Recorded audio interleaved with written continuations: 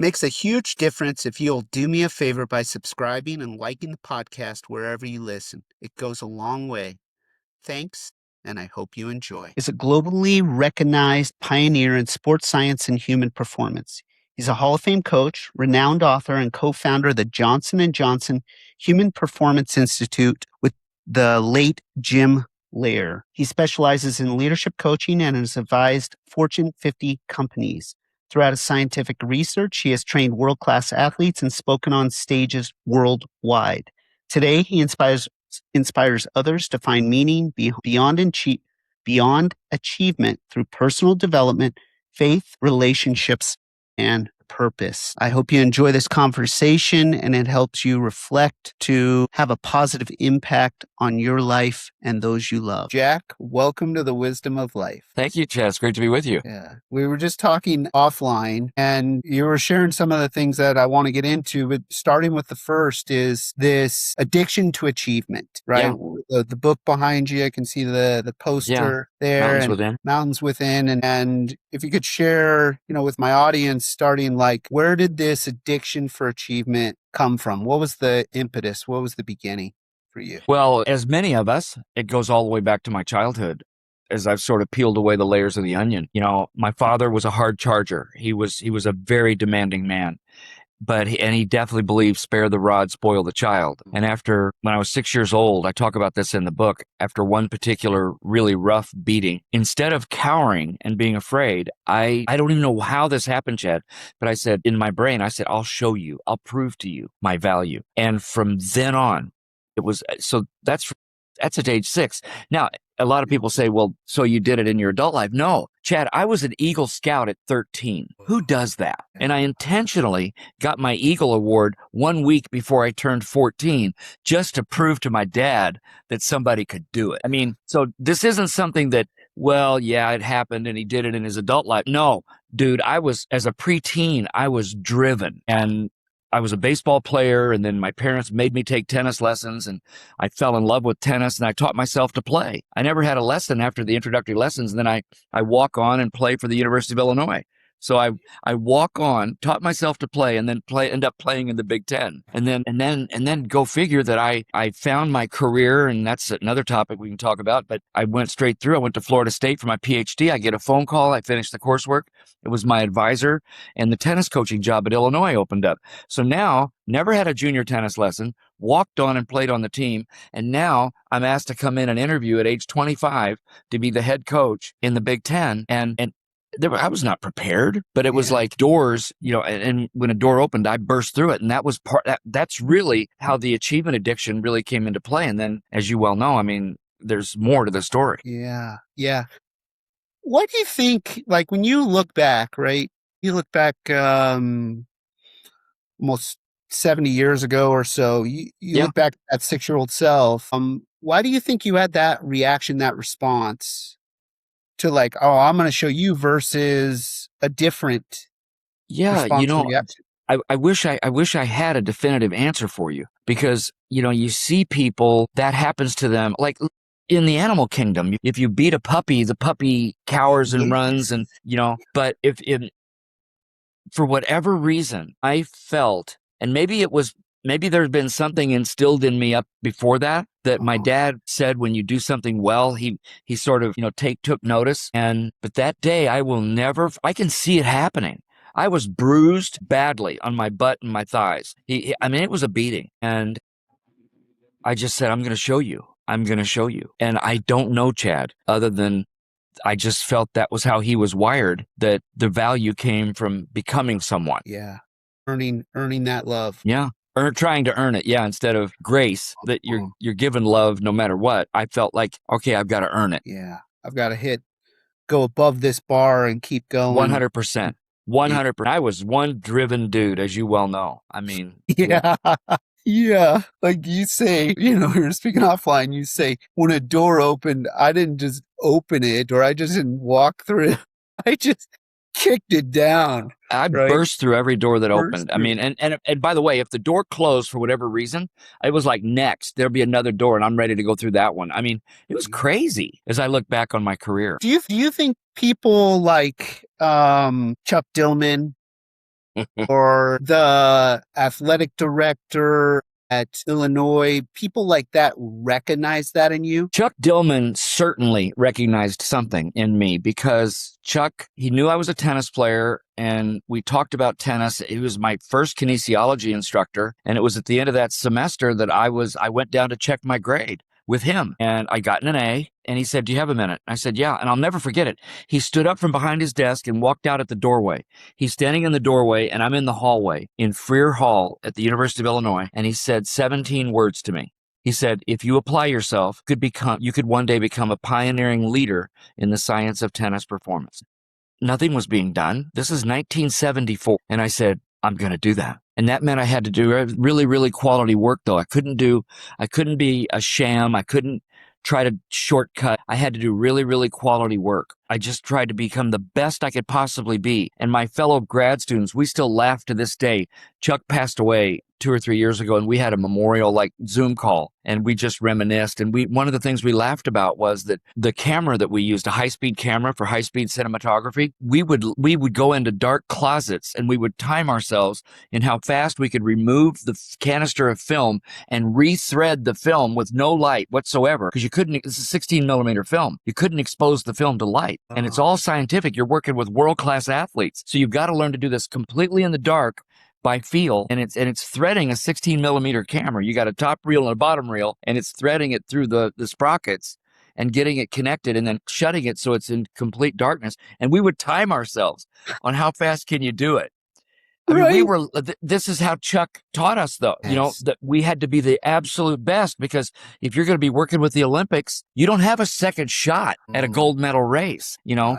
When I was working with the White Sox and you were trying to get base running, you're not going to get that many steals in a game. So if you overexpose the film, you're dead. I go to Madison Square Garden and I'm shooting films of McEnroe and Borg and Connors. You overexpose that film, you have no records, nothing. So the pressure to make sure that it's quality, but I loved that pressure, that I'm going to get it right. I'm going to get it right.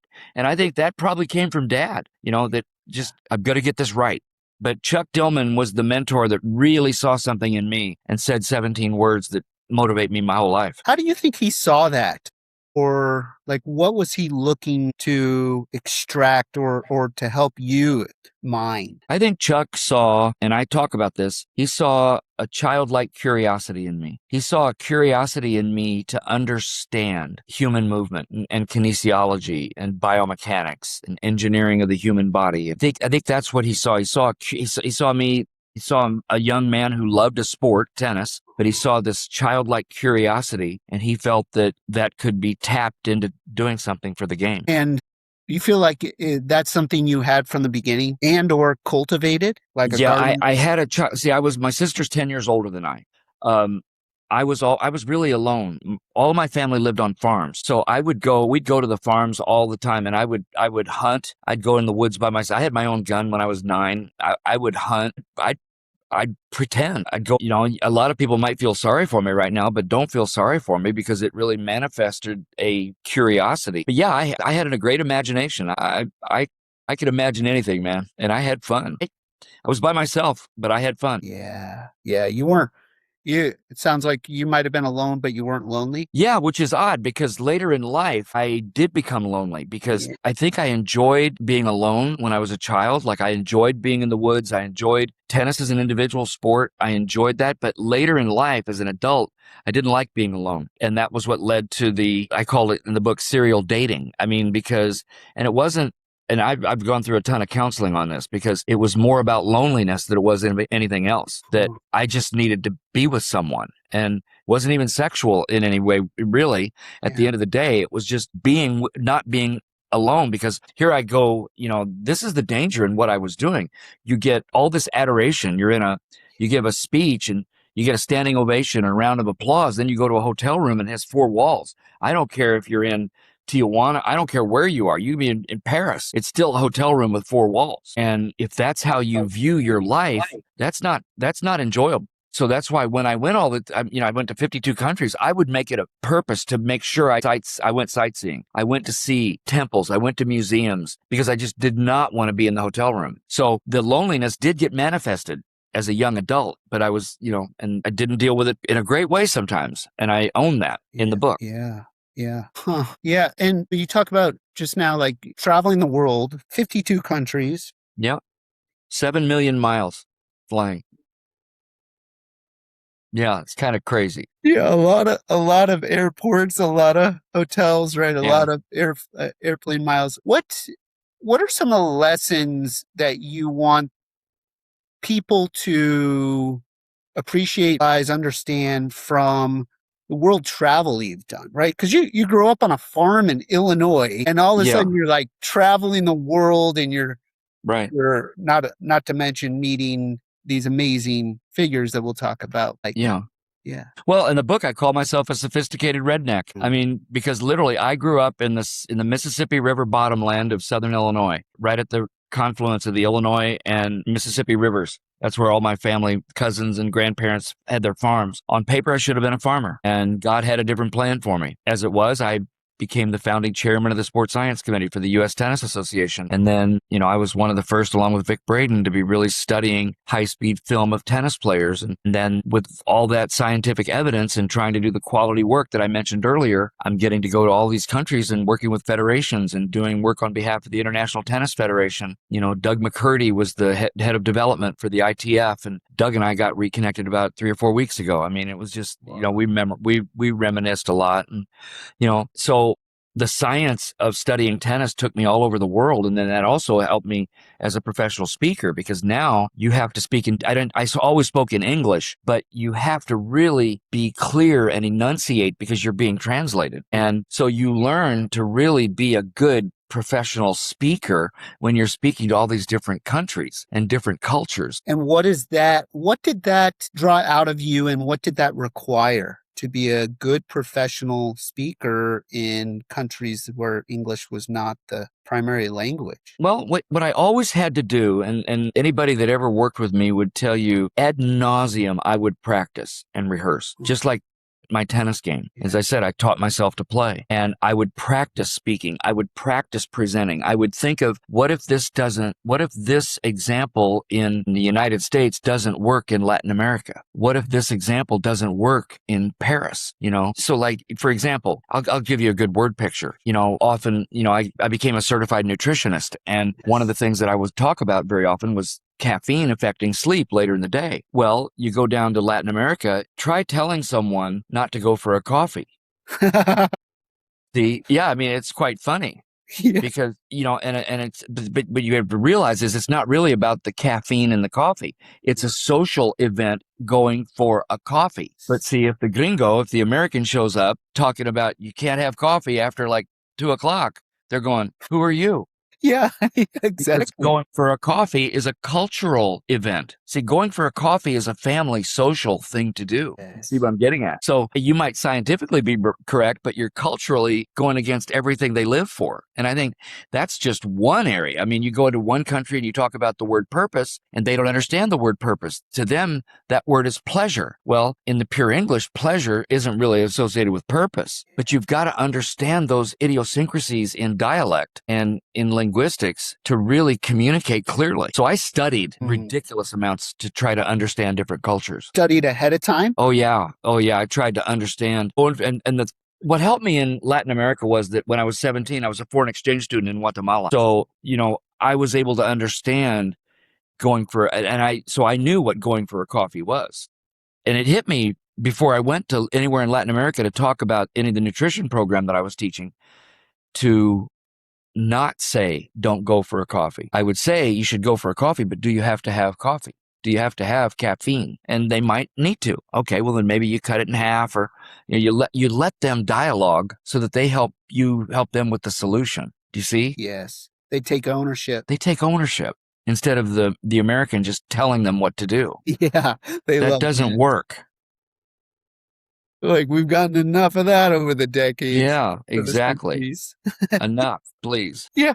Can you tell the story, the Temple of the Great Jaguar? Oh, in Tikal. Yes. So it was so interesting. We'd been in Guatemala. I'd been there about 2.5 months. And there was one other American on the exchange program in Guatemala City. And his family, they spoke perfect English, so he didn't have to learn Spanish. My family didn't speak English very well at all. So I was thrown into the oven to learn Spanish. Now, my Spanish was very poor, the grammar. I could communicate very well, but my grammar is like, I go water, eat, bathroom now, kind of all over the place, but they understood me. So anyway, I called Dan, the American in Guatemala. I said, Dan, do you want to go up to Tikal? It's in the northern part of the country, and it's in the jungle of Guatemala, northern Guatemala, and it's a huge Mayan civilization. It's an archaeological site, and I'd only read about it. There wasn't internet back then. I had the encyclopedia, and I knew about it, and I found out that we could fly up there. So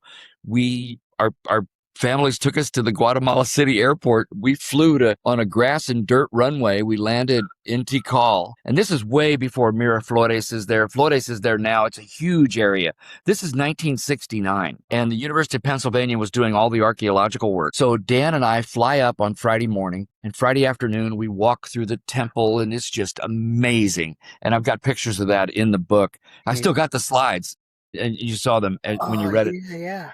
Still got the slides from 1969, so I put some of them in the book, and we just so enjoyed it. We stayed at a place called the Jungle Lodge, which was very appropriate.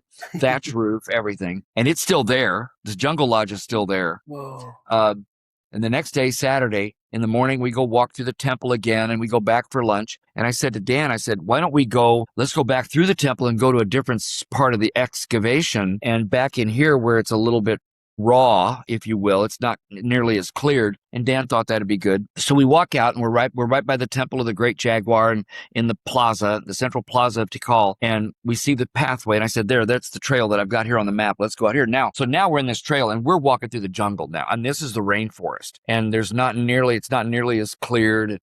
And we're 5 to 10 minutes in. And by the way, I hadn't seen anybody working. So I'm thinking they're all on siesta. It's just after lunch. They're going to work later in the day. I didn't think anything of it. So we get a few minutes into the rainforest, and we're on this smaller dirt path.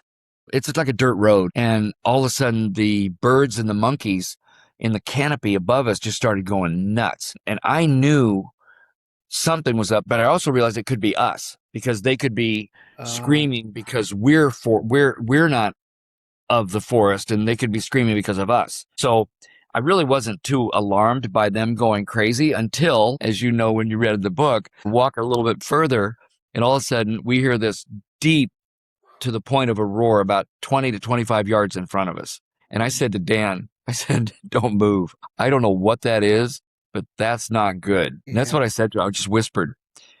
And then we just stayed stiff, motionless for a little bit. And then all of a sudden we heard a similar growl behind us. And I said, all right, Dan. And I'm whispering this. My brain is working a mile a minute, because remember, I'd lived in the woods of Illinois my whole life, but nothing like that. I'd never heard a sound like this. This was a guttural growl, almost a roar. And I said, look, whatever it is, if it's hunting us, it wouldn't be growling. It would be stalking. Right. I said, I think it's telling us we need to leave, and I think we need to go now. And I said, but we're not going to walk slow. We're going to go. And now that might have been wrong, but it turned out to be okay. So I said, on 3, let's go. And we ran back to the Temple of the Great Jaguar. We actually went, I don't think you can climb it now, but we went all the way to the top. I've even got a picture shooting down from the top of it in the book. So we waited up there. We stayed there. The monkeys and the birds started quieting down. And when they quieted down, I said, let's go back to the Jungle Lodge. I don't know what's going on. We got to get out of here. So we go back, and we run back to the Jungle Lodge. And this is true. We walk up to the front desk, and we're panting because we ran from the Temple of the Great Jaguar back to the Jungle Lodge. It's about a quarter of a mile, maybe a little further than that. And we're gassed. And the guy at the reception, the front desk clerk, says, Gringo, what's wrong? and he called me Gringo. And I told him, and he says, why were you out there? I'm going, what are you talking about? He goes, because we had gone into an area that was really very poorly mapped and charted. He says, I would never go out there. People go in there, they might not come back out. Now, and I'm going, seriously? And I don't know if he's messing with me, Chad. I don't know what's going on. And then I said, well, why wasn't anybody else out there? He goes, well, there were 2 jaguars in the area this morning, so we kept all the workers in. And I'm going, well, why didn't anybody tell us? He says, I thought you knew. We thought you knew, Gringo. We thought you knew, Gringo. So, yeah, that was sort of a eerie feeling, to be very, very honest with you, that you realize you're not at the top of the food chain. Yeah. My goodness. That gets your heart rate up, my friend. Yeah. And then you start questioning your decisions. Was it right to run? Should we have walked? Should we have stayed still? Well, I'll never know the answer to that. Yeah, exactly. We ran. You ran. That is just unbelievable. It's true. You remember stories like that with deep clarity. Because Because it scared the living daylights out of you. I mean, you hear that sound and this is not good. I mean, it's not like you're at the zoo and you hear that sound. And there's bars. There's no bars. Yeah, exactly. So there's no cage. You're not elevated and then, yeah. There's no pit in between you and whatever just made that sound. That's No, I mean, you jack your heart rate up pretty fast. That's incredible. The sweat starts. Yeah, it's definitely fight or flight mode, and it wasn't going to be fight. Yeah. Yeah. Yeah. Flight as fast as you can. Flight by far. You have some quotes in the book, and actually this one, like, I feel ties into your story. You say all of life is a gamble. What do you mean by that? And how has that showed up for you in your life? Well, the risk that you take. And a lot of people don't step outside their comfort zone. And for me, everything was out of my comfort zone. Remember, I should have been a farmer. Yeah. I mean, I got my undergraduate degree in agriculture. I was offered a job at a meat packing plant. I could have easily just gone the easy road and had an okay life and been a Midwesterner. I had people come into my life that fed into my heart and soul, like Chuck Dillman, who said, if you do this, you might become a pioneering leader. I had people like Bob Singer, who was at Florida State University, and Terry Ward, the director of my research. Bob Singer became the president of the International Society of Sports Psychology. Bob pushed the heck out of me, but with love. But he pushed me hard to become really good and teach me about scientific inquiry. So I had Bob, and then I had Chuck Dillman looking out for me. And then later in life, when I got reconnected to my faith, the pastor at my church took me under their wing. And here I was, this newbie, and invites me to a men's leadership ministry program. And everybody there is like, I'm going, I know nothing, man. I'm in. And he just, for whatever reason, Chad, people took me under their wing. And that's why in the end of the book, I talk about the role of mentoring. Yes. About having mentors. But if you're further along in your career, make sure you are a mentor to someone. Make sure you are giving of yourself to someone else. Make sure you are mentoring. So you've either got to be mentored or be a mentor at some point. I spend a lot of time in the book about mentoring. My life wouldn't have been the same without mentoring. Yeah. What did you mention Bob Singer at Florida State? What was it about his guidance, his mentoring, for you to keep digging deeper into your understanding of scientific inquiry? Well, it probably had a lot to do with my dad and not being good enough. That's why the book's dedication is to anybody that ever felt they had to please someone or anybody that ever felt they weren't good enough. And I think Bob, being as elite as he was in scientific inquiry and so world-renowned in sports psychology and motor learning, when in fact those were relatively new fields. I mean, sports science was fledgling in the United States in the early to mid 70s. And here I had this amazing mentor who was one of the world's leaders. 1976, Bob and I went to Montreal to the Olympic Games. And we went the week before, and I presented 2 papers at the Olympic Scientific Congress. Now here I am, 24 years old. I'm wet behind the ears, and I'm speaking at the Olympic Scientific Congress. Well, that night, some of Bob's best friends were the top leaders in the former Soviet Union. And one of them, his name was Zatsiorsky. And Zatsiorsky, you can look this all up. He was the top in sports psychology, was one of the top people in the entire Soviet Union. And we go to his hotel room. Now, here I am. I'm a 24-year-old kid from Southern Illinois, to your point, with Bob Singer and these 4 Russian scientists. And they brought vodka, and we're having caviar and vodka in their hotel room. We've got a translator because we can't communicate. But I got some of the top scientists, scientific brains in the world around me right now, and we're getting hammered. So, and I'm like, I don't even know what to say. But Bob took me along. He took me into that setting. He didn't have to. He could have said, you need to stay in your room. This is going to be way over your head. It was way over my head. But thank goodness that I was exposed to that kind of thing. And because I was exposed to it, I want to expose people to it because I have those situations now. And I want to bring people along with me. And that's the blessing of my life, is to now share. Yeah, being being with people like that, being in that room, like you're saying, levels beyond you from a career perspective, expertise perspective, like what, as you look back on that now, like did that motivate you? Like what did that do for you? Or what did you draw from that? Well, you start to, this is the cultural difference. You start to understand what excellence is in another culture, and especially the former Soviet Union. I mean, these are some of the top scientists in the world. This is way ahead of what we ever did in the United States. I mean, if you start looking at what they were doing with track and field, you could even argue they were doing some stuff that became illegal, but they were still putting scientific inquiry behind it, with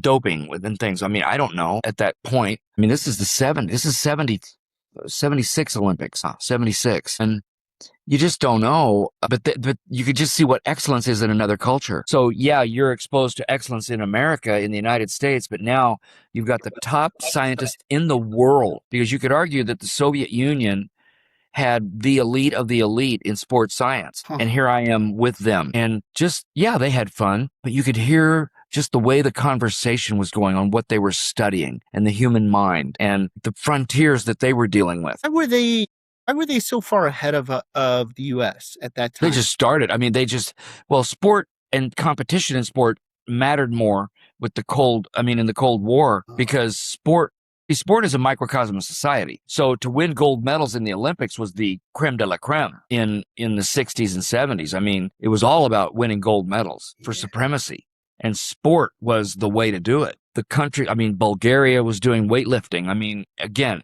and some things could have been illegal, but Bulgarians with weightlifting, East Germans with racing and swimming, the Soviet Union with track and field and what they were doing. I mean, these countries were way ahead of us in studying sport to create elite and win the gold medal.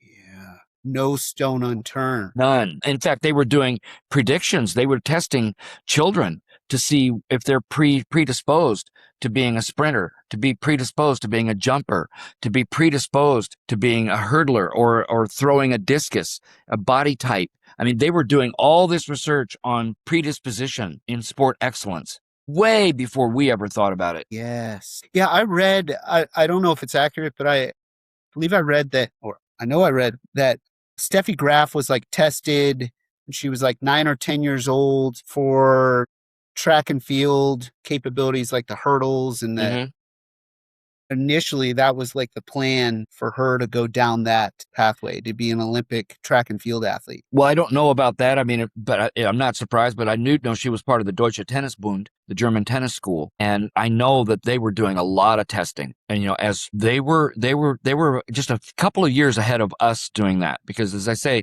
I was the founding chairman of sports science for the USTA, and we started doing a lot of movement testing and endurance testing. We started it, but I would say they were probably a couple of years ahead of us. When did we start doing that testing in the US? 86, 87. That was when we really started the committee in 88, but we started doing the testing in 86, 85, 86. And was it difficult to get that pushed forward? Like, all right, we want to start doing this testing, or was there pushback against that? Or?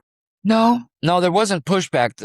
The pushback would have come if we would have tried to do the predisposition testing, like take a prepubescent child and try to put them into a certain area. That would have been the pushback. But we already had elite tennis players, and we wanted to see, and then we were able to get data from Germany and from some of the other countries on our juniors competitive in some of these basic movement skills with their juniors. So we were able to start doing some comparison testing, but we were already working with top players. We weren't trying to test a child and put them into a certain bucket and then train them in that bucket. I think if we'd been doing that, we would have had a lot of resistance. Yeah. And when you started looking at doing the comparison testing, what did that show you guys? What did that tell you? It helped us understand, like, a certain athlete could improve by like vertical jump skills. See, so there's fundamental patterns of movement, like the first step, the jumping ability, throwing is a fundamental movement. You might learn something about a fundamental movement that you could improve through training. And that's where it helped us with strength training, like injury prevention. We started realizing, I mean, one of the things I talk about in the book is I was the subject because I couldn't get anybody else to do it. with fine wire electrodes. I had fine wires injected into my 4 rotator cuff muscles, and then we synchronized so the fine wires were recording the EMG in my 4 rotator cuff muscles, and we synchronized it with high-speed film.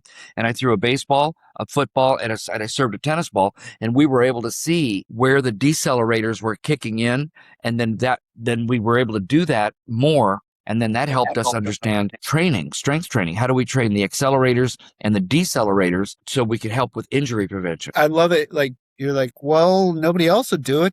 You test my shoulder. Yeah, I couldn't. Well, can you imagine saying to somebody, hey, I need a subject. What do you need? I'm going to put some wires into your rotator cuff muscles, all 4 of them. And the one under your scapula, by the way, it's got to go in about 3 inches. We'll have you wing your scapula, and the needle will go in underneath your scapula. And as long as she doesn't hit the bone, you should be fine. As long as she gets it, or he or she gets it into the belly of the muscle. Yeah, it's hard getting subjects. Yeah. You didn't And in know fact, what. when she was doing the subscapularis under my scapula, it went, oops. What do you mean, oops? And she says, the wire didn't stay in the muscle. I have to do it again. And I mean, I got tears coming down because that needle goes in so far to get to the belly of the muscle. It's a thin muscle underneath the scapula. Yeah. So yeah, it's fun times, man. Do you wake up in cold sweats sometimes remembering that, like having the nightmare? You know, it's kind of like, is this an idiotic thing to do, or should I, I mean, right. I never really thought about that, but other people certainly did, for sure. Yeah. Yeah. And I wanted to go back to, when you were on the speaking tour, you are encountering, you just like these names. It's almost comical. Like you're like Margaret Thatcher and President Bush and meeting Muhammad Ali. Like, I know. What was it like meeting these people and having conversations and like out of body experiences to be meeting these people? Like, yeah, it was surreal. I mean, because you don't realize that when I met President Bush 41, for example, he and Mrs. Bush had been watching me in their green room on the closed circuit television. And he was following me on stage. So they'd been watching me perform in front of 20,000 people in the Charlotte Arena. That's where we were when I met them. And then I come off stage, and when you work a crowd like that, I mean, you're perspiring. I mean, you're wearing a suit, but you're working. See, what I was in that group chat, I was only a good bathroom break because I'm following Christopher Reeve and I'm preceding President Bush. So I'm going to go to the bathroom now while this dude is speaking because nobody knows who I am. Right. So I had just a few seconds to keep them in their seats. So I had this whole shtick to get everybody laughing and and so they would stay. So President Bush met me when I came off stage and he started shaking my hand, and I'm like mesmerized. He's a tall, thin man, and he's got a grip, and he's shaking my hand, and he goes, young man, that was one of the finest talks I've ever heard. And he's still shaking my hand. And I'm like, yes, sir, yes, sir, yes, sir. And he just keeps going, that was just amazing. He's still shaking my hand. He goes, you know who wants to meet you? I said, who, sir? He goes, Barbara wants to meet you. And I'm going, no, that's honestly, because I'm still this Southern Illinois kid. Barbara wants to meet you. So here's what we're going to do. He's still shaking my hand, Chad. And he says, so these young men, Secret Service, they're going to walk you back to where Barbara is. She'd like to spend some time with you. So I go back and they escort me in, and I go in, and it's Mrs. Bush. She's in there. There's 2 couches lined up with the TV, and she's watching her husband on stage. And she goes, Dr. Groppel, please come in. And I sit down with her, and she's knitting. By the way, she's knitting. And she starts talking to me about me being a teacher. And then I got to spend a lot of time with them. And the next 3 to 4 years, we were at engagements a lot together. And then, so that was one. And then the day I met Muhammad Ali, that was surreal. I was in my green room by myself looking at my notes, and I heard the door of the side open up, and I just hear somebody walking. So I look up, and it's Muhammad Ali. And I'm going, hi, champ. And apparently why he was coming into my green room, and he was by himself, it was just he and I. And I guess the bathroom either he didn't have a bathroom in his green room or it wasn't functioning. So he needed to use the bathroom in my green room. So, hi, champ. And then he just walks by me, and then he waves. His Parkinson's had set in. He waves at me. And then he and his wife, Lonnie, had watched me on the closed circuit when I was on. I was on before him. And then afterwards, there was a reception. We got our picture taken together. And he had his arm around me. And I'm so upset that I did, because he wanted to mess with me. He wanted to put rabbit ears behind my head. I don't know if you ever saw him doing that to people. Yes. He wanted to be playful with me. But I was so vain. I said, champ, I want to get a good picture. I want a good picture. And he put his arm down, and I got a picture of him. How great would it have been if I would have had Muhammad Ali doing this with me? I'm just going, dude, you missed an opportunity. He wanted to be playful, and I wouldn't let him. What a great experience, though. I mean, just ridiculous how humbled I am at meeting these people. Yeah, I mean, think about it like, that's the good side. That's one good side, blessing of your strive for achievement and your commitment to excellence, that you are getting to know and meet these incredible figures. And then secondly, sharing all this amazing expertise over the decades. That's another blessing. I look at it, right? Like, Yeah, yeah. how do Well, you you were a look? junior tennis player. You were in one of my audiences when you were a Yeah, kid. yeah. So your listeners probably don't know that yet. No, they That don't. you were a kid, you were in one of my audiences. Yeah, yeah. I was. More than one of my audiences. Yeah. I heard you speak many times, and I was saying, we were talking beforehand offline. Like, I feel like the first time was around 1990 when I was 10 years old. Mm-hmm. How cool is that? Yeah, right. It's amazing. Yeah, that's great. And you talk about like exposure. No, as 10-year-old, I wasn't like it. That wasn't a daily or weekly occurrence or even monthly occurrence to be like hearing these ideas and being like, Yeah. wow, I wasn't in that type of environment. I was just like, whoa, just soaking it up. Yeah, good. Because at 10, you're just banging balls. Yeah. I mean, you're just banging tennis balls. Yeah. Yeah. I was just hitting against the wall a bunch. Yeah. Yeah, that's great. Yeah, that's amazing. Well, as we're coming up on time, I want to be respectful of your time and your energy.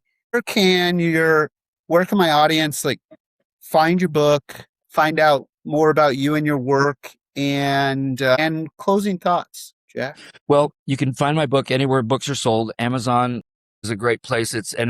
I narrated the audiobook for those listeners that might like listening. I narrated the audiobook for my book. They might like that. They can go to my website, jackgroppel.net. I'm trying to keep that updated, and we'll be doing a lot there, getting information out so they can follow me or check me on LinkedIn. I'm very active on LinkedIn. I'd be happy to be there. So I think as far as closing thoughts, I'll give you a couple. One, my life has been a testimony, and I don't want this to sound like motivational speak, but within your skill sets, with whatever talent that God has blessed you with and whatever you decide you want to work on to become, I mean, I think you can do almost anything you want. Now, let's understand that before it just goes motivational speak. The best word picture is Shaquille O'Neal is 7'2", and he couldn't be a jockey in the Kentucky Derby. That skill set just isn't right. But likewise, a jockey in the Kentucky Derby couldn't be a center in the NBA. So the genetic skill set isn't there. So within your skill set and whatever you're going to do to develop your skills, I really do believe there's almost anything is within. You're only limited by your own imagination. And then I would say go back to the mentoring and mentor sort of thing. Be mentored. I'm a big believer in counseling, by the way. I mean, have a third party to help you with boundaries. Don't go through achievement addiction like I did. Just go in the hustle of life. Sometimes we need a third person, a counselor, just to be a sounding board for us. It's very healthy. So I think those are the things that I would just want your audience to be inspired by, and just, life is a gift, and, advocate for yourself. You don't have to be stuck and just be chasing whatever it is you're chasing. Yeah, I love that. And as I shared with you offline, I'll share with my audience here. I really enjoyed the story because I knew you as a sports scientist, but I didn't know the person. I didn't know the ups, the trials, the tribulations, the ups and downs, the challenges of building a career of excellence. And so I highly recommend people out there read Jack's story, read your story, because there's so much relatability within your story. And it's so fun as well. Like these stories of, that we've talked about, some of them today, but like we can appreciate the person behind the achievements. Thank you. And I mean, and for your listeners, just have a little bit of fun. I'll just raise my screen, because the whole backdrop of Mountains Within is when I was 65 and my son who's adopted from China, was 12. So with my artificial knees and a 12-year-old, we summited Mount Kilimanjaro. And so that's the introduction. So if you, so there we have it. So the introduction is all set on Mount Kilimanjaro, and the end of the book is so Mount Kilimanjaro was the backdrop on why I decided to tell my whole story. So there you have it. That's Thanks, really Jim. neat. Thank you, Thanks. Jack. It's been a pleasure. It has. It has. Thank you for listening to this episode. I hope you enjoyed it. Subscribe wherever you get your podcasts, and if you liked it, please share with a friend on social media. That goes a long way to promoting this podcast so I can continue to interview and share these conversations with fascinating people. You can follow me on social media, Chad Stoloff, and visit my website, chadstoloff.wordpress.com, for more information. I'd love it if you would leave a review to support the podcast. Thanks so much. Until next time.